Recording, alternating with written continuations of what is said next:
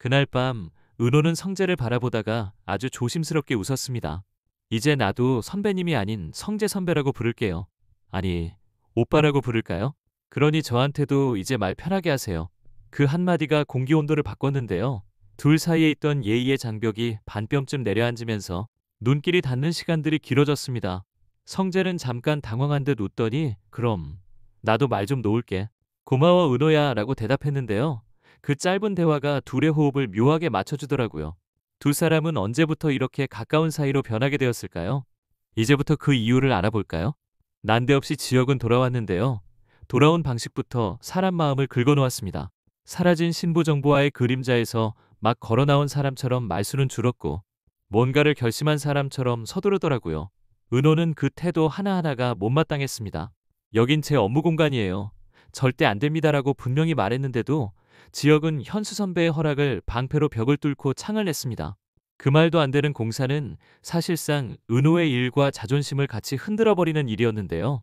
은호는 그 순간 자신이 얼마나 단단해졌는지 깨달았습니다. 예전 같으면 괜찮아. 지역 선배가 힘들어서 그러는 거겠지. 이렇게 스스로를 달래며 넘어갔을 건데 이번에는 아니었습니다. 뻔뻔하다 못해 일터에서조차도 자기를 무시하는 지역의 태도에 더 이상 일말의 감정도 남길 필요가 없다고 느꼈고 같은 공간에서 더 이상 마주하고 싶지 않게 되었던 거죠. 이제 앞으로 창고를 내 맘대로 사용하는 그런 일 볼 수 없을 거야 라는 지역의 말에 당연하죠. 제가 이제 카페 매니저 그만둘 거니까요 라는 그 말이 입 밖으로 나오는 순간 은호는 스스로 놀랄 만큼 담담했는데요. 그 담담함 속에 오래 묵혀둔 상처가 더는 피나지 않게 하려는 의지가 분명히 있었습니다. 지역도 그 말 앞에서 한동안 말이 막혔습니다. 입술만 굳게 다물고 창고 바닥을 한참이나 내려다봤는데요. 그 침묵이 어쩐지 미안하다라는 말보다 더 깊게 들렸습니다. 그런데 미안하다가 끝이 아니어야 하잖아요. 은호는 결과를 보려고 했습니다. 말이 아니라 행동을요. 그래서 퇴근길에도 집에 돌아와서도 자꾸만 스스로에게 물었습니다. 내가 너무했나? 그런데 묘하게도 마음은 점점 차분해졌습니다.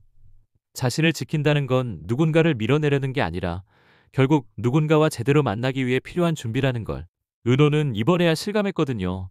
이런 변화로 인해 지역과의 거리는 더 멀어졌습니다. 성재는 그 변화의 속도를 누구보다 먼저 눈치챘습니다. 너희 둘 다 말이 너무 없다. 듣기 싫은 말이면 내가 먼저 들을게.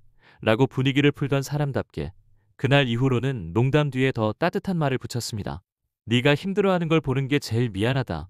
그 말이 떨어지면 은호의 어깨에서 한숨이 툭 하고 내려앉았고 이상하게도 바닥에 닿기 전에 성재가 먼저 받아내는 느낌이 있었습니다. 그래서였을까요? 오빠라는 호칭이 한번 입에 붙고 나니 둘의 동선이 슬쩍 겹치기 시작했어요. 컵을 정리할 때 손등이 스치고 닫힌 카운터 안쪽에서 나란히 서 있는 시간이 길어지고 퇴근길엔 같은 방향으로 몇 정거장을 걸었습니다. 반면 지역은 돌아온 첫날부터 사람 마음을 긁어놓는 방식으로 서둘렀고 그 서두름은 미안함 대신 침묵이 되었죠. 조금만 기다려줘라는 말은 누군가에겐 약속이지만 누군가에겐 또 다른 무책임이라는 걸 은호는 너무 잘 알았습니다. 그 말로는 이제 안 돼요. 그러던 어느 오후 손님인 척 들어온 남자가 창고 문을 힐끗거리며 화장실로 향했고 돌아오는 길에 문틈에서 미끄러진 종이 한 장을 집어들고 나가버렸습니다. 은호는 뒤를 쫓지 않고 창고 문을 열었는데요. 향초 냄새와 벽을 뚫고 든 바람 사이 바닥 구석에 에델보육원 로고가 찍힌 회색 파일이 놓여 있었습니다. 손끝이 먼저 떨렸습니다. 이걸 누가? 문득 떠오른 이름은 하나, 정보아. 지역은 그 파일을 이미 알고 있는 얼굴이었습니다. 그거 건드리지 마. 낮지만 급한 목소리였고 은호는 바로 받아쳤죠.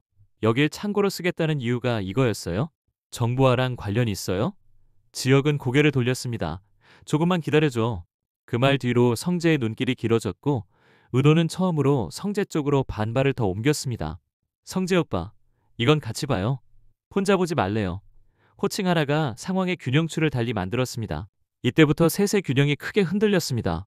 성재는 밤마다 창고에 남아 파일을 정리하는 지역을 보면서 조심스레 물었습니다. 그 보육원, 너랑 무슨 사이야? 지역은 단답형으로만 말했는데요. 예전 프로젝트, 누구 프로젝트, 현수 선배. 이름 하나가 더 나왔습니다. 건물주의자, 지역의 선배, 현수. 은호는 그 이름에서 이상하게 불편한 낯설음을 느꼈습니다. 현수 선배가 괜히 허락을 쉽게 내준 게 아니었다는 생각이 스쳤거든요. 다음 날 아침 또 다른 균열이 집안에서 시작됐습니다. 아버지, 어디 가세요? 지혁이 물었더니 이상철은 수줍게 웃었습니다. 경비 자리 하나 알아봤다. 학교에. 애들 등굣길에 인사나 해보려고. 오래 집에 머물던 시간 동안 움츠러들었던 어깨가 조금 펴져 있었고요. 손등에 굳은 살이 반짝였습니다.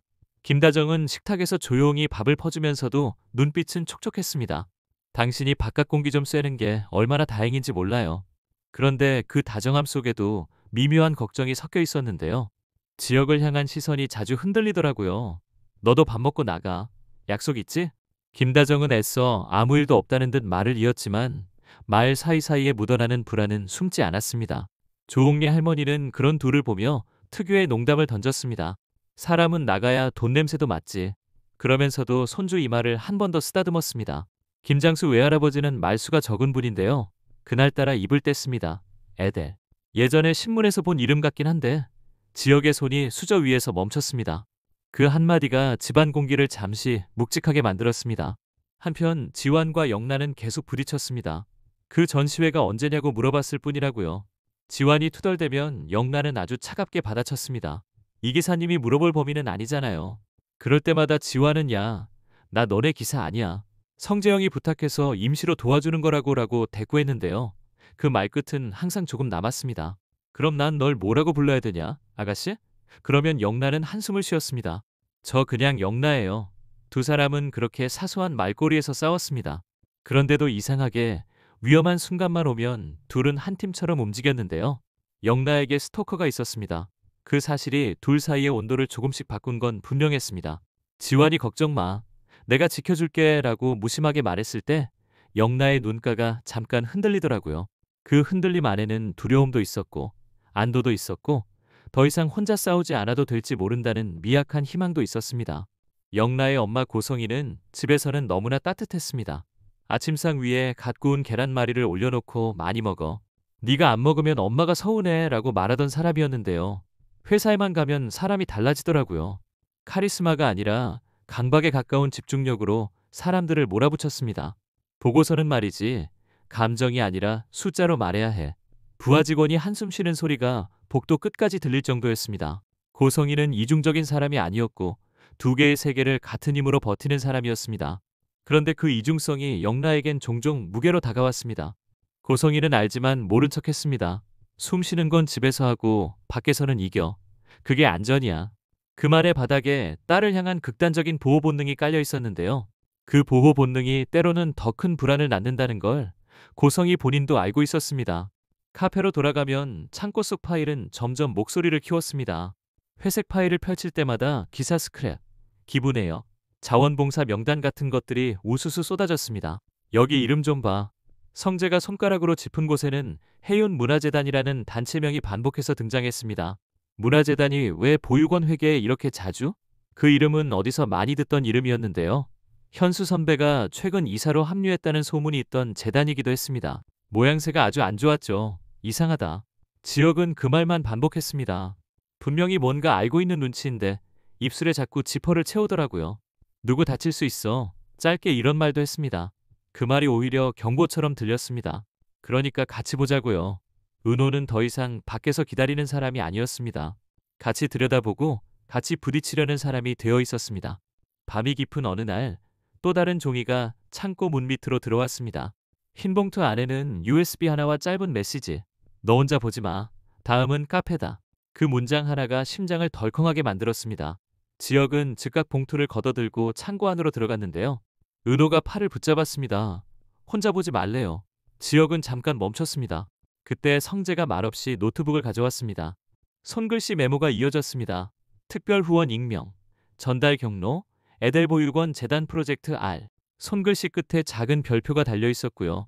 별표 아래 아주 짧은 문장이 있었습니다. 정보와 보호. 세 사람이 동시에 서로를 쳐다봤습니다. 드디어 이름이 구체적으로 연결되기 시작한 거였죠. 정보화가 보육원 관련 무언가를 알고 있었다. 성재가 말했다가 곧바로 입을 다물었습니다. 추측을 말로 꺼내는 순간 불이 붙을 수 있다는 걸 알았거든요. 지역이 아주 천천히 고개를 끄덕였습니다. 결혼 전날 밤 부하가 말했어. 혹시 내가 식장에 없으면 창고를 먼저 찾아. 그제야 은호의 숨이 순간적으로 멈췄습니다. 그래서 무리하게 창고부터. 사람들이 오해할 줄 알았는데도 일단 그 말부터 지키고 싶었어. 지혁은 손을 모은 채 손등을 바라봤습니다. 근데 왜 나한테는 말 안 했어요? 은호의 목소리는 화가 아니라 서운함으로 떨렸습니다. 지혁이 입을 열었습니다. 네가 다칠까봐. 그 말은 너무 단순했는데요. 단순해서 더 아팠습니다. 그 말로는 이제 안 돼요. 은호는 다시 한번 말했습니다. 이번에는 자신에게도 하는 말처럼 들렸습니다. 같은 시각 지환과 영란은 엘리베이터 앞에서 또 다투고 있었습니다. 나 집 앞까지 데려다 준다니까 왜 자꾸 거절해? 이 기사님, 전 혼자 다닐 수 있어요. 그때 엘리베이터 문이 열리자마자 앞에서 기다리던 남자가 영라 쪽으로 반걸음 나왔습니다. 시선이 지나치게 오래 머물렀고 입술이 말라 있었습니다. 지환은 본능적으로 한 발 앞으로 나갔습니다. 실례합니다. 짧고 낮은 그 말에 남자는 곧장 눈을 피하고 엘리베이터에 탔습니다. 문이 닫히고 나서야 영라가 작게 물었습니다. 봤죠? 저 사람 저번 주에도 봤어요. 지환은 바로 고개를 끄덕였습니다. 경찰에 말하지. 이미 했어요. 그럼 나도 같이 가. 두 사람의 말투는 여전히 맞지 않았는데요. 발걸음만큼은 아주 자연스럽게 나란히 맞춰졌습니다. 다음 날 이상철은 새 일터에서 뜻밖의 사람을 만났습니다. 지역신문에서 봉사활동 기사를 쓰는 기자가 학교를 방문했는데요. 그 기자가 애들 보육원 관련 특집을 준비 중이라며 말을 걸어온 겁니다. 선생님 댁 손주분이 혹시 그쪽과 관련 있는 프로젝트 하신다면서요? 이상철은 귀가 번쩍 뜨였습니다. 누가 그런 말을. 기자는 웃었습니다. 동네가 좁잖아요. 그 웃음이 밉지는 않았습니다. 이상철은 그날 저녁 집에 돌아와 아주 조심스럽게 물었습니다. 너 그 보육원 일이 그렇게 복잡하냐? 지혁은 잠깐 침묵하다가 이번에는 숨기지 않았습니다. 아버지, 제가 조금 위험한 걸 보고 있는 것 같습니다. 김다정은 숟가락을 놓았습니다. 그만해. 본능이 먼저 튀어나온 말이었는데요. 바로 그 다음 말은 달랐습니다. 근데 네가 멈출 성격이 아닌 걸 아니까 하나만 약속해. 혼자 하지 마. 그 말은 집안의 새로운 규칙처럼 내려앉았습니다. 영라의 집에서는 또 다른 질서가 만들어졌습니다. 고성이가 보안업체와 통화하는 목소리가 단호했습니다. 집 주변 카메라 각도를 바꿔요. 출입 기록은 매일 보고하고. 집에서는 이토록 철벽 같은 사람이 저녁 식탁에서는 딸의 입맛을 제일 먼저 묻습니다. 오늘은 매운 거 먹자. 매운 거 먹으면 스트레스 조금 덜하지. 영란은 고개를 끄덕였습니다. 엄마, 나 요즘 누가 자꾸 따라오는 기분이 들어. 고성이는 표정 하나 바꾸지 않았습니다. 기분 아니야. 실제일 수 있어. 그래서 더 정신 차려. 그 말은 차가웠지만 그 차가움이 어떤 사람들에게는 사랑의 다른 모양이기도 하다는 걸. 영란은 알듯 말듯 했습니다. 다만 그 차가움이 지환에게는 자주 오해로 보이더라고요. 너희 집은 왜 이렇게 군대 같냐? 그러면 영란은 피식 웃었습니다. 군대보단 회사 같지. 우리 집은. 카페에서는 USB 안에 또 다른 파일이 열렸습니다. 프로젝트 알수혜자 명단 비공개. 명단에는 익명 이니셜과 생년, 입퇴소 기록이 적혀 있었는데요. 맨 아래에 손글씨로 덧붙은 이름이 하나 있었습니다. 제이비 세 사람은 동시에 생각했습니다. 정보화의 영어 이름이 조보아라면 제이비는 그녀일 수도 있었습니다. 그런데 같은 줄 가장 오른쪽에 작은 표시가 하나 더 있었습니다. 별표 옆에 적힌 이니셜 LH 은호는 그걸 보는 순간 차가운 전기가 손끝을 타고 올라오는 느낌을 받았습니다. LH 누구죠? 성재는 고개를 갸웃했습니다. 현수 선배의 영어 이름? 아니, 그건 HY였던 것 같은데. 지혁은 입술을 깨물었습니다. LH라면. 그때 카페 자동문 센서가 사람 소리에 깜빡 켜졌다. 꺼졌습니다. 밤이었는데 문턱에는 아무도 없었습니다. 불청객의 예고 같았습니다. 다음 장면은 아주 단순했는데요. 그래서 더 불안했습니다. 새벽. 카페 앞 현관에 작은 박스 하나가 놓여 있었거든요. 박스 안에는 낡은 폴라로이드 사진 몇 장이 들어 있었습니다. 아이들이 놀이터에서 웃고 있었고 사진 뒷면에는 같은 문장이 반복돼 있었습니다. 우린 집이 필요했어요. 마지막 사진에서만 문장이 달랐습니다. 그런데 집이 우리를 이용했어요. 은호와 성재가 동시에 숨을 들이켰습니다. 지혁은 사진을 한 장, 한 장 넘기다가 마지막 장에서 손이 멈췄습니다. 배경 모서리에 희미하지만 선명하게 보이는 표지판, 애들 보육원 3동, 그리고 구석에 서 있는 뒷모습 하나, 어깨선이 낮게 떨어진 여성의 뒷모습이었는데요. 이상하게도 익숙했습니다. 그 순간 은호의 입에서 아주 작은 이름이 흘러나왔습니다. 정보아. 사건은 점점 개인의 감정과 얽혀 들어갔습니다. 은호는 자기 마음이 제일 혼란스러웠습니다. 지역을 미워하고 싶은 순간에도 그 사람의 두려움을 읽어버리는 자신이 싫었습니다. 성재와 있을 때 느끼는 편안함은 지나치게 분명해서 오히려 겁났습니다. 내가 누군가의 편이 되는 순간 다른 누군가를 버리는 것 같아서요. 은호가 이렇게 말하자 성재는 조용히 웃었습니다. 편이랑 편들기는 달라. 난 네 편이 되겠다는 거지. 누구를 버리자고 하는 게 아니야.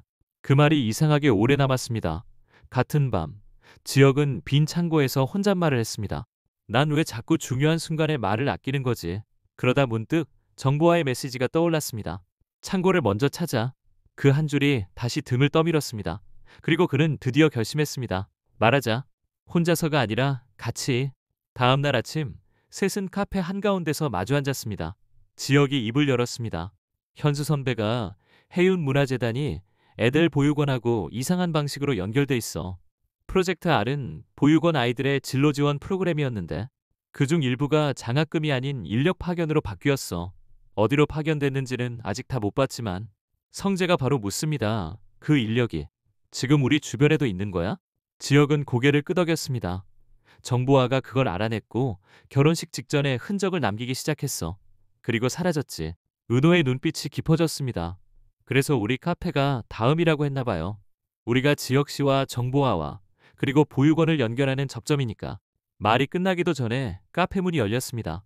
낮은 모자챙, 검은 마스크, 낯선 시선. 그 남자는 카운터로 오더니 아주 차분하게 물었습니다. 여기 아르바이트 모집하나요? 질문은 평범했는데 목소리가 평범하지 않았습니다. 은호는 직감적으로 느꼈습니다. 이 사람 단순한 구직자가 아니구나. 그날 오후 고성이는 회사에서 강하게 밀어붙인 프로젝트 보고를 끝내고 잠깐 숨을 골랐습니다. 휴대전화 화면에 뜬 메시지 하나가 눈에 들어왔거든요. 회장님, 애들 보육원 건은 당분간 조심하시는 게. 발신인은 익숙한 비서였고 문장 끝에는 망설임의 흔적이 역력했습니다. 고성이는 즉시 전화를 걸었습니다. 누가 왜? 대답은 뭉뚱그려졌습니다. 요즘 동네가 시끄럽습니다. 고성이는 아무 말 없이 전화를 끊었습니다. 그리고 창밖을 보며 아주 오래 서 있었습니다. 집에서는 현모양처로, 회사에서는 CEO처럼 살아온 자신도 결국 어떤 경계선 위에 서 있음을 알게 된 순간이었거든요. 그 경계선 저편에서 딸 영라가 자꾸만 걷고 있다는 사실이 그녀를 더 단단하게 만들었습니다. 나도 지켜야지. 그렇게 마음먹었는데요. 지키려는 마음이 때로는 부딪혀야만 한다는 것도 그녀는 알고 있었습니다. 저녁, 지화는 영라와 함께 경찰서를 나왔습니다. 신고 내역은 차곡차곡 쌓였고 담당 형사는 패턴이 보인다고 했습니다. 그 남자, 한 장소를 선호해요. 집 근처 카페, 회사 건물 앞, 전시회장 주변. 영란은 그 말을 듣고 나서야 자신의 동선이 얼마나 예측 가능했는지 깨달았습니다. 내가 너무 단순하게 움직였네. 그러자 지환이 말했습니다. 단순한 게 잘못은 아니야. 나쁜 건 그걸 노리는 사람이지. 그의 말투는 여전히 퉁명스러웠는데요. 그 퉁명스러움이 묘하게 안심이 되기도 했습니다. 그나저나 나 기사 아니라고. 영란은 웃었습니다. 알아요, 지환 씨. 그 웃음은 짧고도 분명했습니다. 밤, 카페에 다시 모인 셋은 역할을 나눴습니다. 성재는 대관과 CCTV 로그를 확인했고 은호는 고객 동선을 재정리했습니다. 문 앞 등을 밝히고 창고 앞 가림막은 치워요. 숨어드는 사람에겐 어둠이, 지키려는 사람에겐 빛이 필요하니까요. 말이 조금 감성적이었는데요. 묘하게 설득력이 있었습니다. 지역은 파일을 정리하면서 USB 안에 암호화된 폴더 하나를 풀었습니다. 힌트는 폴라로이드 뒷면의 문장 순서였습니다. 우린 집이 필요했어요. 집이 우리를 이용했어요. 그 문장 사이 공백이 암호키였는데요. 그런 사소한 디테일에서 정보화의 습관이 느껴졌습니다. 폴더가 열리자 이름 목록과 함께 이동 경로가 뜨더라고요. 그중 가장 눈에 띈 건엘 H, R3 전시기획팀이라는 라인. 전시기획팀이라는 단어에서 모두의 시선이 동시에 같은 곳으로 향했습니다. 영나, 그리고 고성이가 일하는 회사. 그때 휴대전화가 울렸습니다. 발신인 현수. 지혁아, 창고 공사는 여기까지만 해. 위에서 뭐라 한다. 지혁은 아주 침착하게 대답했습니다. 선배, 우리 얘기 좀 합시다. 창고가 아니라 보육원 얘기를요. 전화 너머로 아주 짧은 침묵이 흘렀습니다. 그리고 의도적으로 차분한 목소리. 네가 뭘 한다고. 통화는 거기서 끊겼습니다. 그 짧은 문장이 다음에 무엇이 올지 예고했습니다. 누군가는 막으려 들 것이고 누군가는 열려는 문을 더 세게 밀 것이고 누군가는 그 문이 열렸을 때 쏟아질 바람을 감당해야 할 테니까요. 그 순간은 의외로 고요했습니다. 은호는 카페불을 끄고 잠깐 서 있었습니다. 창고문은 닫혀 있었는데요. 문틈에서 바람이 아주 살짝 나왔습니다. 그 바람에 폴라로이드 한 장이 바닥으로 미끄러졌습니다. 은호가 허리를 굽혀 사진을 주었는데요. 사진 뒷면에 아주 희미한 연필 글씨가 보였습니다. LH는 사람 이름이 아니에요. 그 아래 작은 화살표와 함께 숫자 -12-8. 은호는 그걸 휴대전화 메모장에 적어두고 아주 천천히 미소를 지었습니다. 숨통 같은 미소였어요. 혼자가 아니라는 확신에서 나오는 미소. 그 미소가 오래가지는 못했습니다.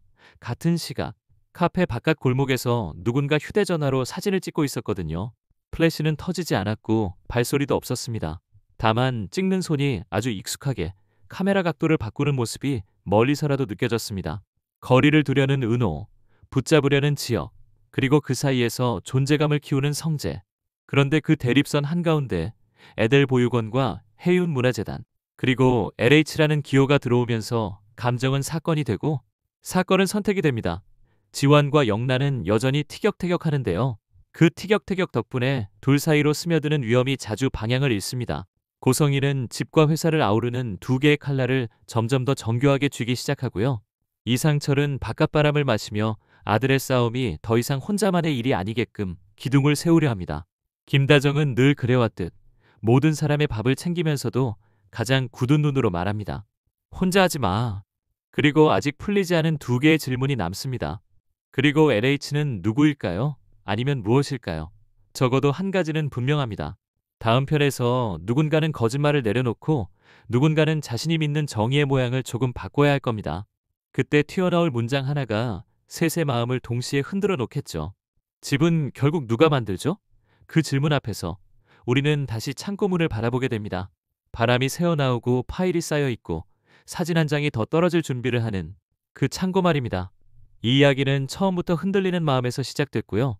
다음은 흔들리는 마음이 어디까지 버틸 수 있는지 우리가 함께 확인하게 될 겁니다.